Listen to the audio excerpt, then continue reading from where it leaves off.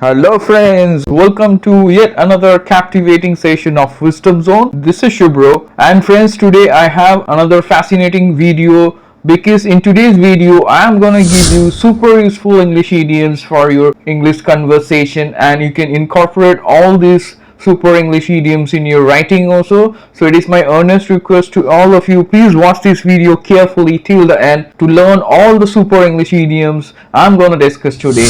And if you haven't subscribed to this channel, please do not wait, immediately subscribe to Wisdom Zone and hit the bell icon to get the first notification. So without wasting any more time, let's get started.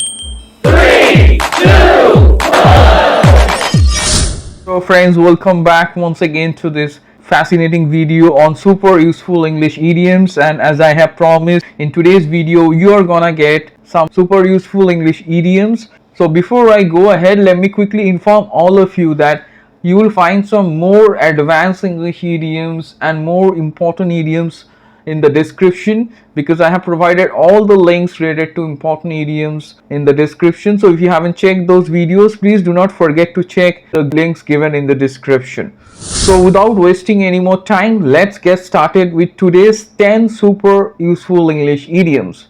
So friends, as you see, the first super useful English idiom I'm going to discuss is on your screen. There's no such thing as a free lunch, or there's no free lunch. So it means you can't get something free. You have to pay for something. Nothing is free. That's the meaning of this beautiful idiom. There's no such thing as a free lunch, or there's no free lunch. So let me show you how to use this super useful English idiom. Tom's landlord told him to pay the rent on time as there is no free lunch. That means his landlord reminded him that if he wants to stay over there, he has to pay the rent, because there is no free lunch. That means there is nothing free. He cannot live over there free because nothing is free. So I'm quite sure it's crystal clear. Up next we will see the second super useful English idiom for today, that is walk like a Trojan. Let me repeat it once again. It's walk like a Trojan. It may be completely new for you. Let me tell you what's the exact meaning. It means to work very hard. That's called to walk like a Trojan.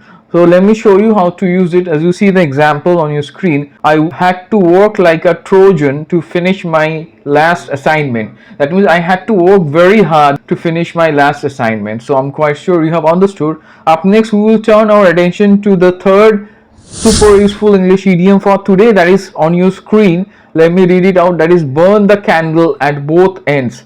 So let me repeat once again. It's burn the candle at both ends. It means to work from early in the morning until late at night without taking rest. That means if someone works from early in the morning until late night without taking rest, that's called to burn the candle at both ends. So I'm quite sure it's clear. So let me show you how to use this beautiful idiom. So as you see the example, Sam used to burn the candle at both ends during his exams. So that means he used to study from morning till late at night without taking rest. That's the meaning of this beautiful idiom over here. So that's why this idiom is used. Up next we will turn our attention to the next one, that is number 4, that is raise the bar. Let me repeat it once again. It's raise the bar. Raise the bar means to raise the standards of quality that are expected of something. That's called raise the bar. So when you raise the standards of quality that are expected of something, that's called to raise the bar. Let me show you how to use it. As an experienced employee, you should raise the bar for your subordinates. That means as experienced employee, one should try to raise the standard of quality and set an example for the subordinates. So I'm quite sure it's crystal clear. Up next we will see the fifth super useful English idiom for today, that is ahead of the game. Let me repeat it. It's ahead of the game. It means to have an advantage over your competitors in any activity in which you try to do better than others. That means when you have an advantage over your competitors in any activity in which you try to do better than others, so that's called ahead of the game, to have that advantage. I'm quite sure it's clear. Let me show you how to use it. They got ahead of the game by launching the latest 5G handset. That means they got an advantage by launching this latest 5G handset. I'm quite sure it's clear. So let us move on, friends. Let's turn our attention to the sixth super useful English idiom for today, that is on your screen, that is stay the course. So let me repeat once again, it's stay the course. Stay the course means to keep going strongly to the end of a race, contest or task without quitting. That's called to stay the course. So let me show you how to use it. In the present competitive era, everyone wants to stay the course in order to succeed.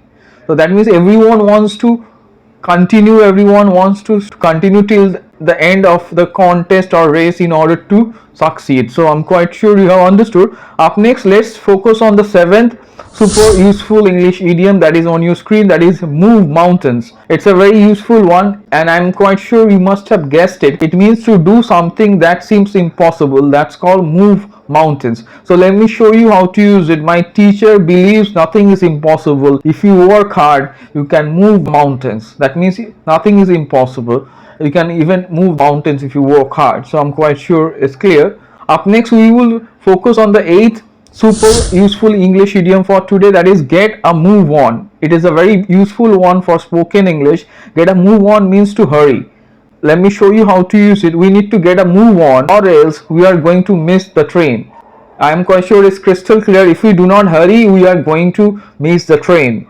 So that's the meaning of this particular idiom here. Up next, we are going to turn our attention to the ninth one, which is on your screen, that is in the nick of time. In the nick of time is also a super useful English idiom. It means at the very last moment. At the very last moment, something is done. That's called in the nick of time.